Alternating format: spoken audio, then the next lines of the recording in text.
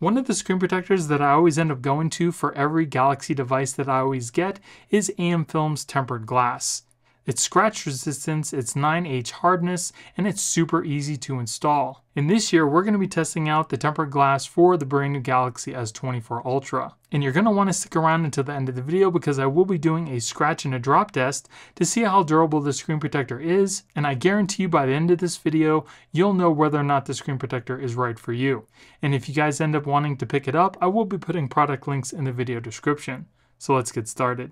So we get 2 clear tempered glass screen protectors with guides, 2 tempered glass rear camera protectors, 2 installation packets, and 2 dust stickers.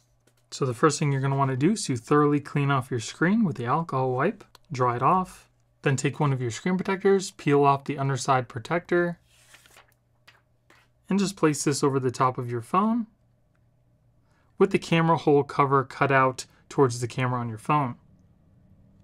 Then simply run your finger down the middle, and the screen should start to adhere to your phone.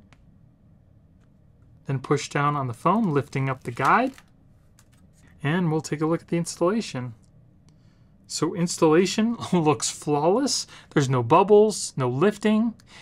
There is also a cutout for the front camera on your phone. As far as the touch, feels nice and smooth, just like the glasses on the phone. And the edges of the glass are also rounded off. As far as fingerprints goes, it does pick up minimal fingerprints, and you can very easily just wipe those away. That's super simple. Now let's test out our fingerprints. Fingerprints seem to be working just fine.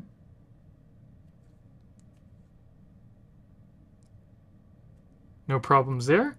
As you can see, the screen is also crystal clear, and that is super smooth. Now let's take a look and see what the screen would look like if you were to look at it through polarized sunglasses. So as you can see, there is a rainbow effect. If you don't twist and turn the phone, the rainbow effect isn't that bad, but it's still a little bit on the bluish tint side. Now let's test out our S Pen. S Pen seems to be working just fine on the screen. There is a bit of resistance. It's not super bad though. Working perfectly fine. Let's put it in our case.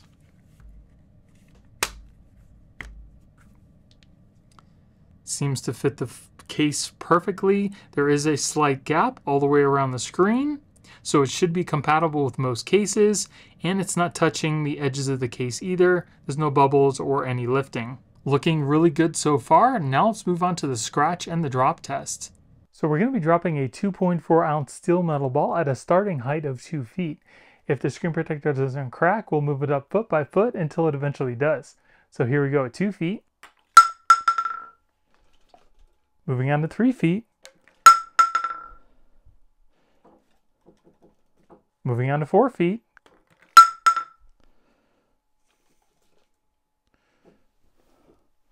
So this screen protector lasted up until a 4-foot drop.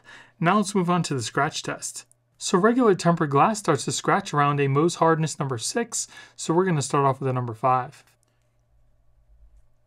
Then move on to a number 6. And then a number 7.